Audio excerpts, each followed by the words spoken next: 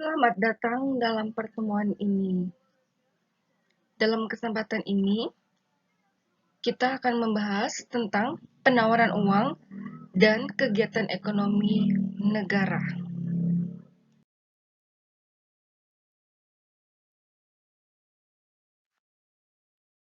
Penawaran uang atau money supply bukan saja penting dalam ekonomi sebagai akibat dari fungsi-fungsinya seperti diterangkan dalam bab yang lalu, tapi juga oleh karena pengaruhnya kepada tingkat harga dan kepada tingkat kegiatan ekonomi negara yang akan dicapainya.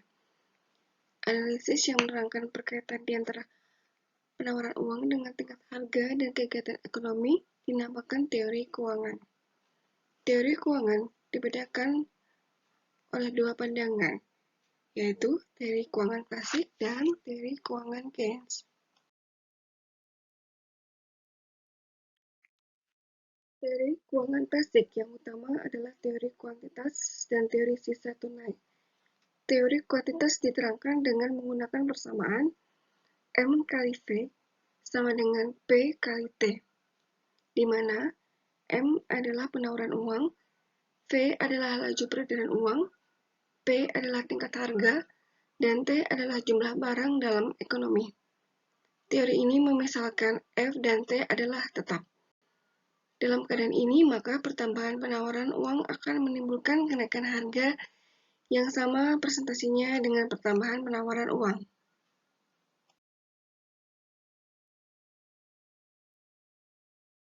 Pada teori keuangan klasik, teori sisa tunai diterangkan dengan menggunakan persamaan M sama dengan K kali P kali T. M adalah penawaran uang, P adalah tingkat harga, dan T adalah jumlah barang dalam ekonomi. K adalah jangka waktu dari pemegangan uang oleh masyarakat sebelum dibelanjakan kembali. Teori sisa tunai berkeyakinan sama seperti teori kuantitas, yaitu pertambahan penawaran yang akan menaikkan harga pada tingkat yang sama dengan pertambahan penawaran uang.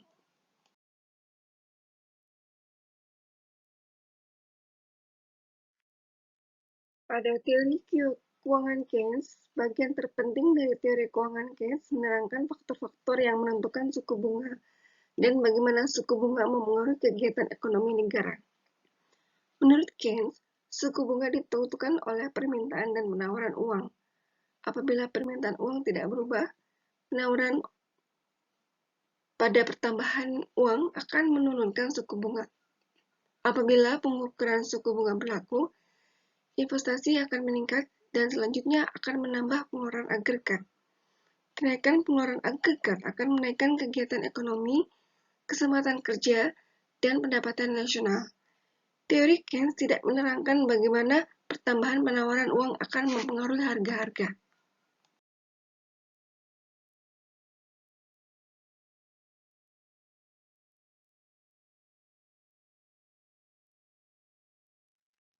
Teori keuangan Keynes selalu digunakan sebagai landasan dalam menjalankan kebijakan moneter, berdasarkan kepada keyakinan bahwa perubahan-perubahan dalam penawaran uang dapat mempengaruhi suku bunga dan kegiatan ekonomi negara. Kebijakan moneter dijalankan untuk mencapai tujuan sebagai berikut. 1. Menurunkan suku bunga melalui kebijakan yang menambah penawaran uang pada saat ekonomi menghadapi resesi dan pengangguran yang semakin meningkat. 2. Menaikkan suku bunga ketika tingkat inflasi tinggi.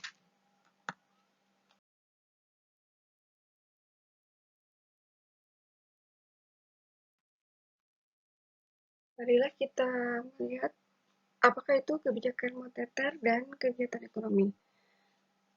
Seperti diketahui sebelumnya juga bahwa dan penjabaran di bawah ini, maka bisa disimpulkan kebijakan moneter dijalankan oleh Bank Sentral. Nah, kebijakan ini dibedakan kepada dua golongan, yaitu 1. Kebijakan moneter kuantitatif, 2. Kebijakan moneter kualitatif.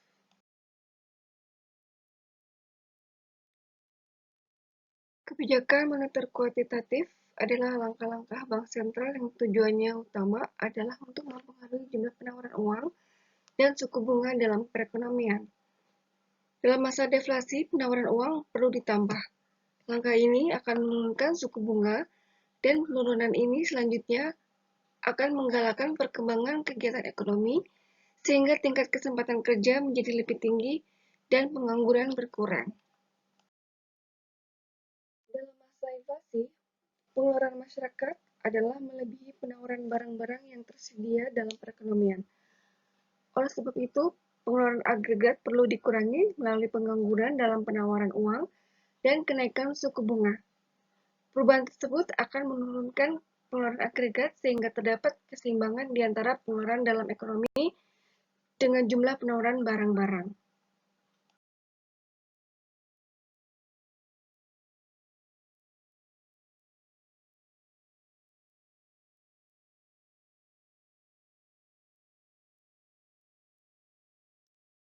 Kebijakan moneter kuantitatif dapat dibedakan dalam 3 jenis tindakan, yaitu: 1. Melakukan jual beli surat-surat berharga di dalam pasar uang dan pasar modal.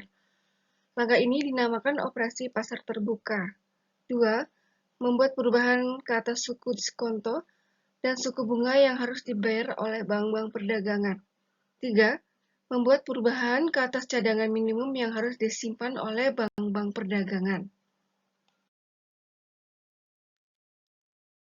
Pada kebijakan moneter kuantitatif operasi pasar terbuka, bank sentral dapat membuat perubahan-perubahan ke atas jumlah penawaran uang dengan melakukan jual beli surat-surat berharga. Bentuk tindakan yang akan diambil tergantung kepada masalah ekonomi yang dihadapi. Pada waktu perekonomian menghadapi masalah resesi, penawaran uang perlu ditambah. Bank sentral menambah penawaran uang dengan melakukan pembelian surat-surat berharga. Penawaran uang akan bertambah karena apabila bank sentral melakukan pembayaran ke atas pembeliannya itu, maka cadangan yang ada pada bank perdagangan telah menjadi besar.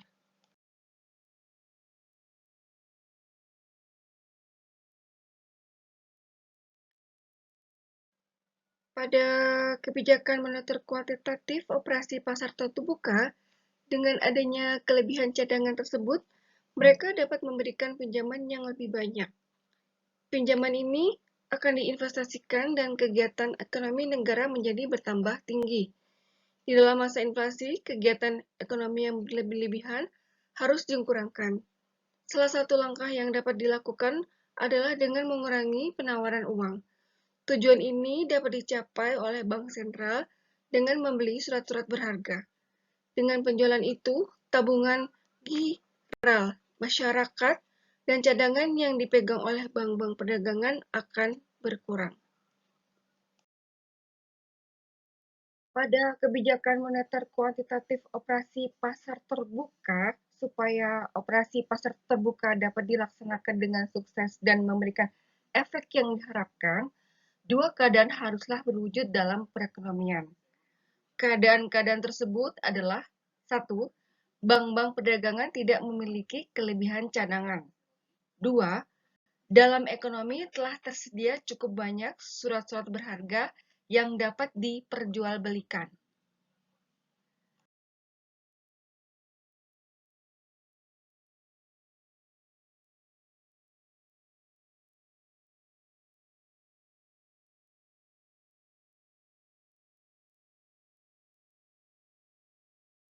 Pada kebijakan moneter kuantitatif operasi pasar terbuka, masing-masing bisa dibedakan dan kita lihat satu persatu.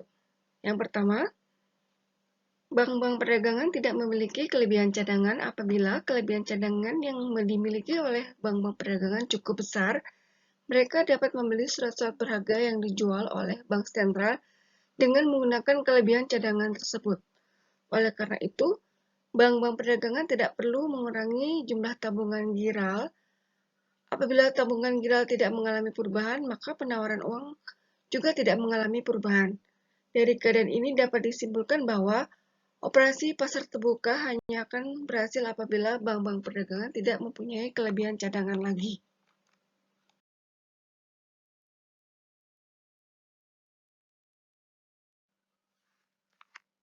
Berikut kebijakan moneter kuantitatif operasi pasar terbuka yang kedua. Dalam ekonomi telah tersedia cukup banyak surat-surat berharga yang dapat diperjualbelikan. Operasi pasar terbuka hanya akan mencapai tujuannya apabila terdapat surat-surat berharga yang dapat diperjualbelikan untuk melaksanakan kebijakan itu. Dalam teori, bank sentral dapat secara efisien mempengaruhi perubahan-perubahan dalam penawaran uang dengan melakukan jual beli surat-surat berharga di dalam pasar. Di sebagian negara, operasi pasar terbuka tidak dapat dijalankan oleh karena pasar uang dan pasar modalnya belum berkembang, dan oleh sebab itu, jumlah surat-surat berharga yang dapat diperjualbelikan tidak mencukupi.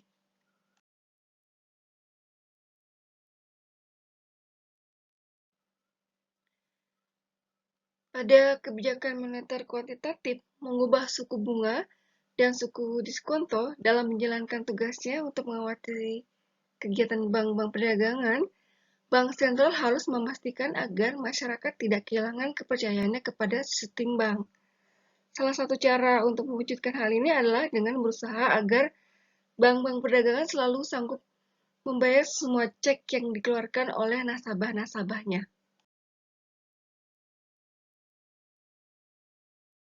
Pada kebijakan moneter kuantitatif mengubah suku bunga dan suku diskonto untuk mencapai tujuan ini, ada dua langkah yang dapat dilakukan oleh bank sentral, yaitu: satu, membuat pengarahan-pengarahan atau peraturan-peraturan tentang corak dan jenis investasi yang dapat dilakukan oleh bank-bank perdagangan. Dua, memberi pinjaman kepada bank-bank yang menghadapi masalah dalam cadangannya, yaitu kurang dari cadangan minimum yang ditetapkan oleh peraturan.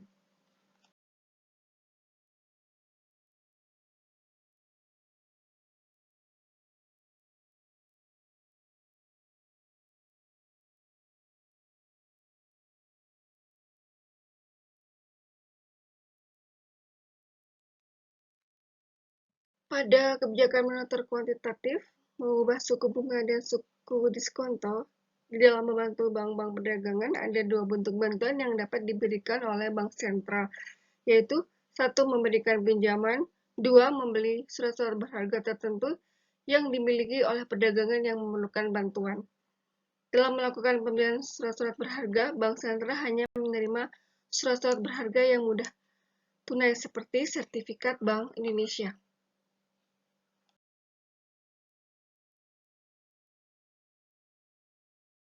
Pada kebijakan moneter kuantitatif mengubah suku bunga dan suku diskonto, apabila bank-bank perdagangan menjual surat-surat berharga seperti itu kepada bank sentral, maka langkah itu dinamakan mendiskontokan surat-surat berharga.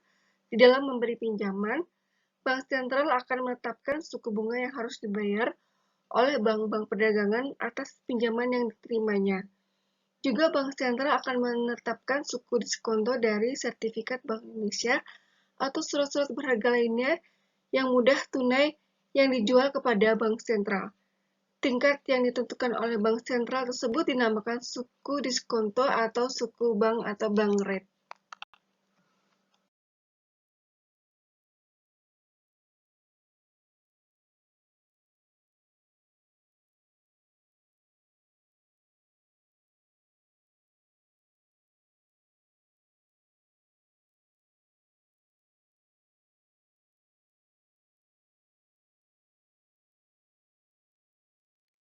Pada kebijakan moneter kuantitatif mengubah suku bunga dan suku diskonto, peranan bank sentral sebagai suatu sumber pinjaman atau tempat untuk mendiskontokan surat-surat berharga tersebut dapat digunakan oleh bank sentral sebagai suatu alat untuk mengendalikan jumlah penawaran uang dan tingkat kegiatan ekonomi.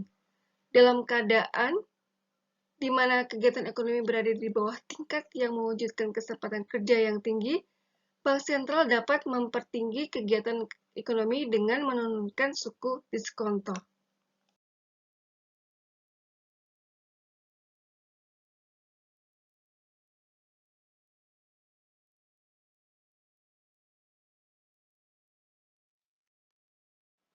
Pada kebijakan moneter kuantitatif mengubah suku bunga dan suku diskonto, dengan menurunkan suku diskonto, biaya yang harus dibayar oleh bank-bank perdagangan untuk meminjam dari bank sentral menjadi lebih murah. Ini akan menggalakkan mereka untuk lebih banyak pinjaman. Sebaliknya, apabila bank sentral ingin mengurangi kegiatan ekonomi yang sudah mencapai tingkat yang terlalu tinggi, suku diskonto perlu dinaikkan. Kenaikan suku diskonto ini akan mendorong bank-bank perdagangan menaikkan suku bunga ke atas pinjaman-pinjaman yang diberikannya. Oleh karenanya, para pengusaha enggan membuat pinjaman baru dan pelanggan-pelanggan yang telah membuat pinjaman akan mengembalikan pinjaman yang dibuat pada masa lalu. Pada akhirnya, kegiatan ekonomi negara akan menurun.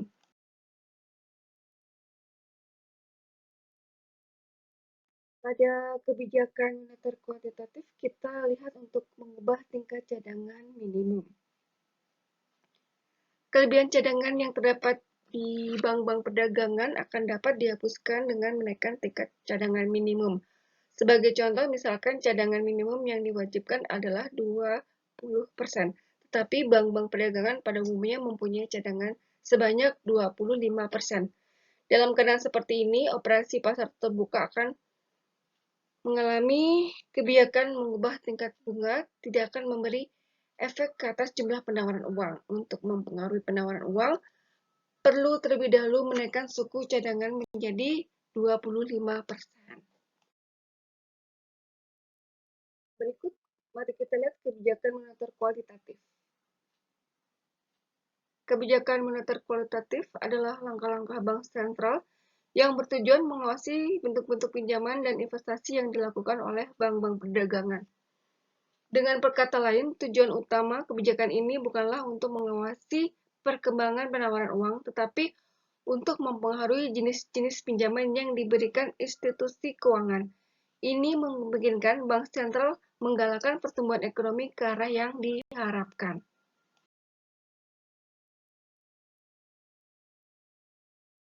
Kebijakan moneter kualitatif dibedakan dalam dua jenis, yaitu satu, pengawasan pinjaman secara terpilih. Kebijakan ini dilakukan dengan menentukan jenis-jenis pinjaman mana yang harus dikurangi atau digalakkan. Dua, pemujukan moral.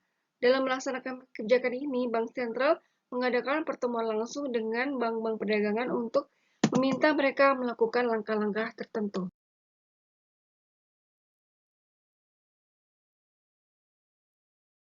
Ini adalah gambar di mana kita lihat efek dari kebijakan moneter dalam grafik. Pertama, itu analisis Y sama dengan AE, dan yang kedua, analisis ADAS.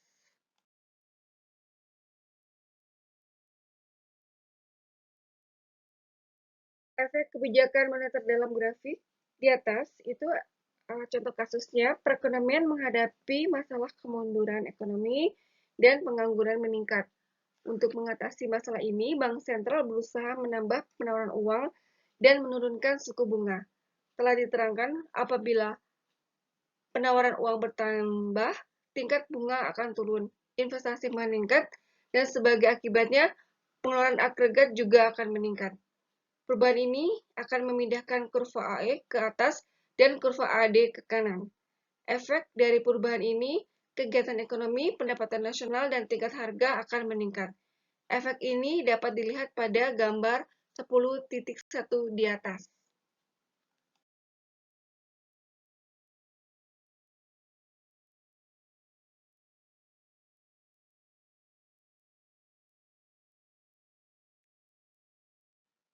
Efek kebijakan ekonomi dalam grafik di atas itu kita lihat dari grafik A menunjukkan efek kebijakan moneter dalam analisis pengeluaran agregat penawaran agregat atau Y sama dengan AE.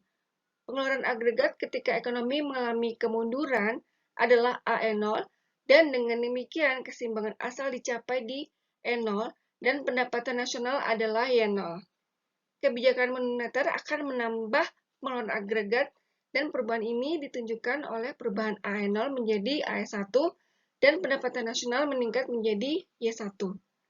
Pertambahan pendapatan nasional ini akan menambah kesempatan kerja dan mengurangi pengangguran. Efek kebijakan moneter dalam grafik itu dapat pula diterangkan dengan menggunakan analisa ADAS seperti yang ditunjukkan dalam grafik B di atas. Keseimbangan asal yaitu ketika perekonomian sedang mengalami kemunduran dicapai di E0 yaitu titik persilangan di antara AD0 dan AS. Keseimbangan ini adalah sama dengan keseimbangan asal dalam analisis Y sama dengan AE. Maka harga pada keseimbangan asal ini adalah P0. Oleh karena kebijakan moneter memindahkan pengeluaran agregat dari AE0 menjadi AE1 dan menyebabkan pendapatan nasional bertambah sebanyak Y0, Y1, maka kurva AD0 akan bergeser menjadi AD1 yang melalui titik E1 di mana E0, E1 sama dengan Y0, Y1.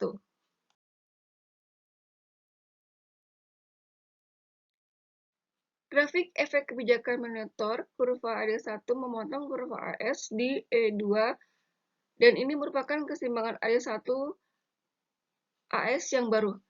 Efek dari melaksanakan kebijakan moneter keseimbangan yang baru ini menunjukkan pendapatan nasional real hanya meningkat dari Y0 menjadi Y2 dan tingkat harga meningkat dari P0 menjadi P1.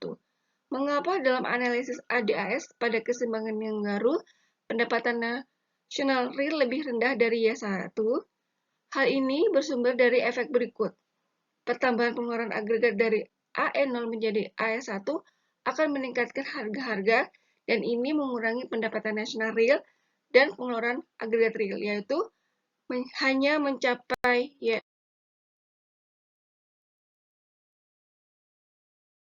Terima kasih telah menyimak pembahasan kali dalam pertemuan ini. Silahkan untuk mendukung channel ini pada YouTube ini, silahkan subscribe Elita LTV dan like-nya untuk perkembangan video-video pertemuan selanjutnya. Terima kasih sudah melihat dan mendengar. Sampai jumpa lagi di lain kesempatan.